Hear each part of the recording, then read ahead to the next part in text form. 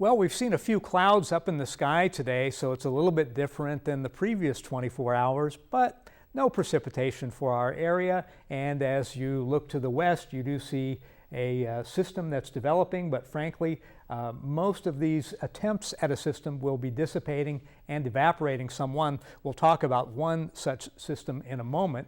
Current conditions, the temperatures range from 71 degrees down in Evansville, 70 Carbondale, Chicago and South Bend, 69 degrees, and on the viewing area, 69 currently in Champaign. North is the warm spot, south a little cooler, Effingham at 65, everyone else within those ranges there. Our wind speeds basically up to 15 miles an hour, so we do have a little bit of a breeze. It's coming from the south, and it's frankly helping to keep things quite mild.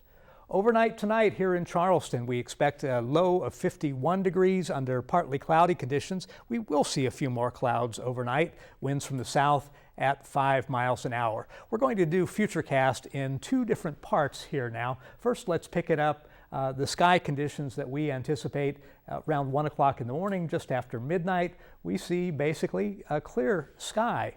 Will that last? We look at the afternoon. We see a little bit of a development to our west, but that is possibly not turning into anything, and we'll have more on that later. We want to tell you what's going to happen during the daylight hours under the backdrop of this photo from the Richland County Courthouse, where they have a sense of seasonal humor. And we look at our daytime temperatures. Tomorrow, just after sunrise, 7 a.m., 52 degrees, warming up to almost 70 over the noon hour. The afternoon high, 74. Now, part two of Futurecast, where we last left off. Wednesday evening, we see the development of a system of rain from the west. That moves along. By midnight, it's interspersed throughout the area cities. And then suddenly it's all gone. So most of you probably will not see any rain overnight. Some of you might though. Let's take a look at specifics for Wednesday. Possibility of rainfall, wind gusts possible up to 20 miles an hour, a high of 74. Thursday, it'll be a little bit different. The winds will start to calm, 64 for a chilled high temperature. And then on Friday, winds from the west at 5 to 10 miles an hour with an afternoon high of 62. Now, let's talk about this. This is the same slide we showed you last week.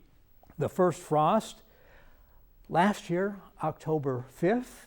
This year, we don't have it yet. The first hard frost last year was on October 16th.